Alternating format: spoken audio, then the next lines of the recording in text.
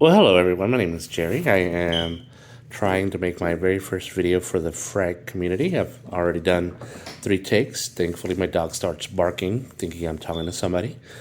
But I am creating a video which nobody is asking for, and that I am going to be explaining what I find are the differences between 3 iterations of Izod. It's a video nobody's asking for. But it's a video that I've been wanting to do ever since I've got these 3 iterations. This is the original. Came back, if I'm not mistaken, back in 2018.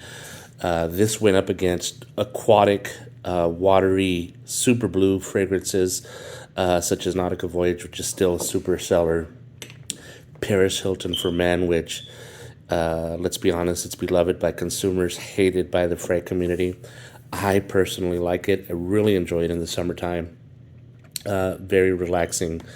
It's a great going out shopping in the warm, humid weather, since it's very tropical as well with that mango note. That's a whole other fragrance. People have talked about it to death. I'll also be doing fragrances that are being talked to death. Hope about, from my perspective. This one was a favorite of mine when it first came out. It is very hard to find, especially since I am just starting my collection. I am trying not to get into buying discontinued fragrances, but I had to buy this one. This is something that I came across, and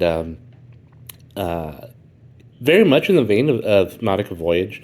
Opens up with a very watery, super aquatic cucumber lime, tangerine grapefruit with a touch of mint. There are some florals in the middle, basically lavender, cyclamen, juniper as well, which gives it a very slight green edge. It's, again, not very good. It's not wonderful. But I did really like it, especially in the dry down, which is, there he goes again. Because the dry down of this is what gives us a lot of oomph, a lot of push, a lot of depth. It's tobacco, and it's kind of the green tobacco. It's not like the sweet pipe tobacco. It's very green tobacco. It's got a little bit of smoky incense and saffron. So in the dry down, especially in that warm weather, and even if you decide to use this in the cold weather, I did try it. It's super cold around here in the December of Texas as well.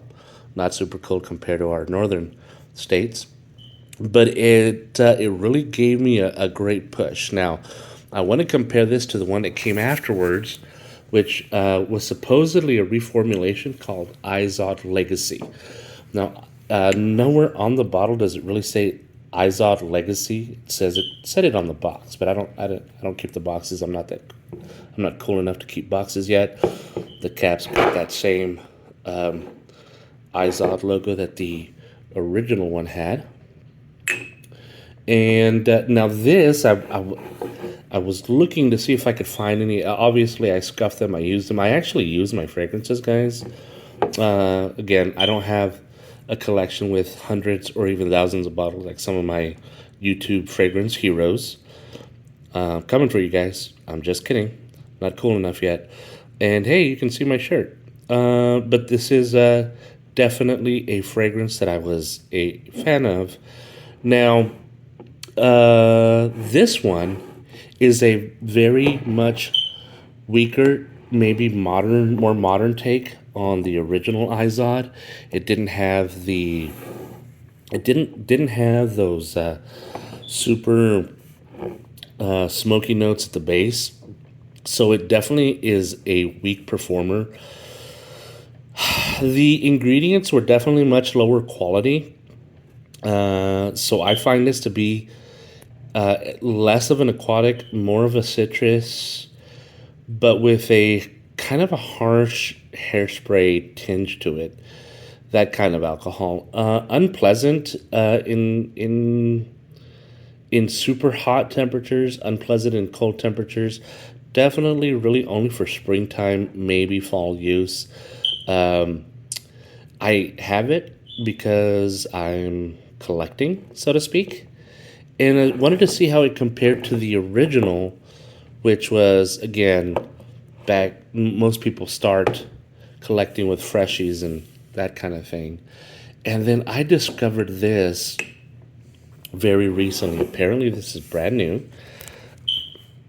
And this one is absolutely very completely different from the original iteration of Izod. Got this in a sample size at first. I liked it enough to where I actually purchased a bottle. Now, obviously, I've had it for a while, for a full year practically. The juices level has gone down. This one I haven't used a whole bunch because it's hard to find. And well, this one I just overspray because it has such weak performance. Now this one has the same issues performance-wise as this one. This one is a little better. I find this to be, even though it is still considered to be an aromatic watery, I find it to be more aromatic than citrus, and it's clean. This is a much better blend as this one, and definitely more modern than the original. It's difficult to say if it's worth buying at full retail.